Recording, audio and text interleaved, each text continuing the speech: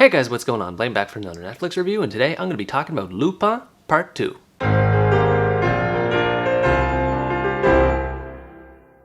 Really quick, I just want to mention that this review of Part 2 is going to get more into spoiler territory compared to what mine did for Part 1, which I sort of hinted at towards the end of my review of that part. So if you're not interested in watching a review that has spoilers in it, you may want to watch someone else's review. Otherwise, keep watching. A quick recap for those who aren't familiar, Lupin is a French thriller miniseries, well, basically a full-fledged series at this point, that's inspired by the character of the same name, Arsène Lupin, and tells the story of a man named Arsène Diot. Arsène Diot is a Senegalese immigrant and a gentleman thief who lives in one of the wealthiest districts of Paris, and he makes it his sole mission to take on the Pellegrinis, one of the wealthiest families in all of Paris that he believes to be responsible for the death of his father. Most of the first part of the show revolves around this necklace that was worn by Marie Antoinette. The Pellegrinis are trying to sell that necklace at an auction so that they can get a lot of money for it, while the necklace for Diot holds a great deal of personal significance to him, so that's the thing that cements the rivalry between the two parties in the first part of the show. So in this sense, part 1 is a bit more lighthearted in tone compared to this one. There are still dark elements that happen in that part's story,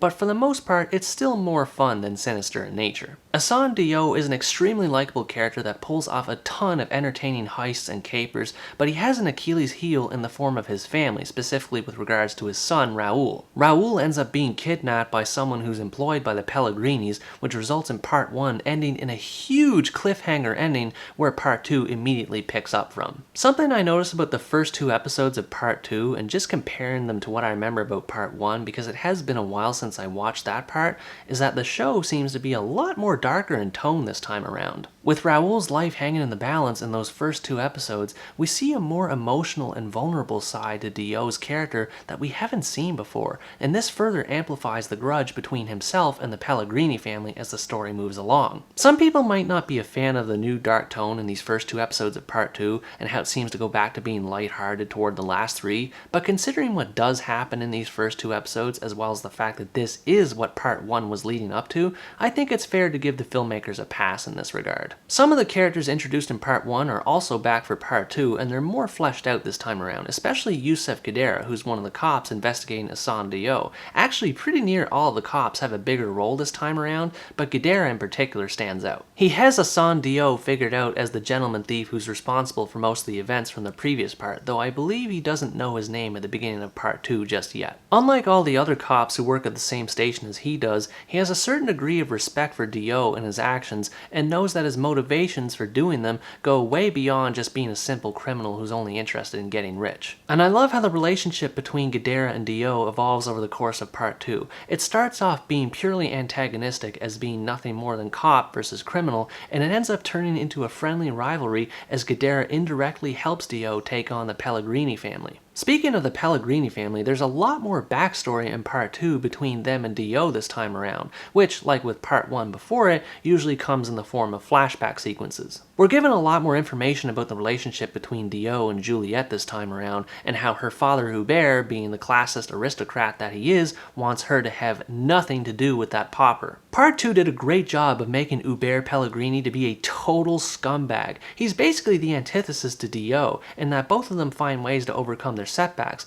but whereas Diot's methods are more clever and thought out, Hubert is always resorting to dirty, underhanded tricks. Each time one of them is cornered, they always seem to find a way to turn things around. It's like a tennis match that keeps getting faster and faster and faster, and it leaves you anxious and invested to see what happens next. Backpedaling to Juliette Pellegrini a bit, it was interesting to see how the show focused on the more romantic side between her and Diot this time around. It was kinda shown and hinted at in part 1, but it wasn't really a central focus. But here in part 2, it is one of the key defining points in the story. Juliette finds herself agreeing with Diot that her father Hubert needs to be held accountable for all the actions he's done in the past, but she doesn't know what she can do to bring him to justice without arousing suspicion from him. So Diot organizes a very clever and complex set of schemes to get Juliet to inadvertently help him to bring her father to justice. And just seeing how all these events played out on camera was so entertaining. I loved that part of the episode. I think it was in episode 3 if I recall correctly. At the same time, however, I kind of wish that they had a bit more for her to do in part 2. She's just not really around much aside from that one key episode.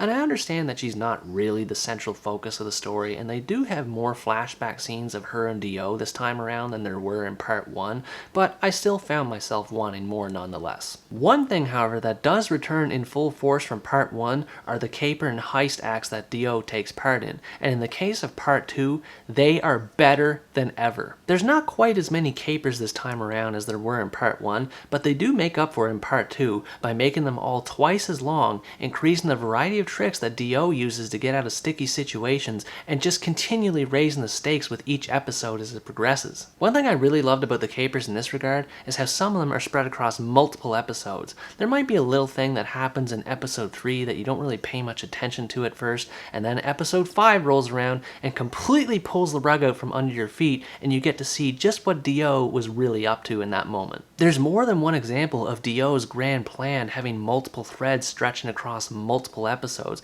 and it just goes to show how far ahead of the game he is compared to everyone else that's trying to catch him. For me, part 2 is where Dio really stands out as a character. We get to see more of his past life and what led to him becoming a thief in the first place, as well as his personality and relationships with other characters in general just being fleshed out more. And the darker, more personal edge that this show uses in the first 2 episodes, and even the last one to a certain degree, adds a nice flair to the whole package. Speaking of the last episode, I have to give special recognition to the ending of it. I'm not going to spoil anything about it because honestly, it has to be seen to be believed. It is just amazing how beautiful the whole thing is pulled off. Every thread that's involved in Dio's grand plan to uncover the truth is just pure poetry in motion. Overall, part 2 of Lupin may be a little bit formulaic, but it still does enough to make it stand out from part 1. It's more of the same, but better. Obviously, if you loved part 1 of Lupin, you're going to love part 2. If, on the other hand, you happen to be new to the series,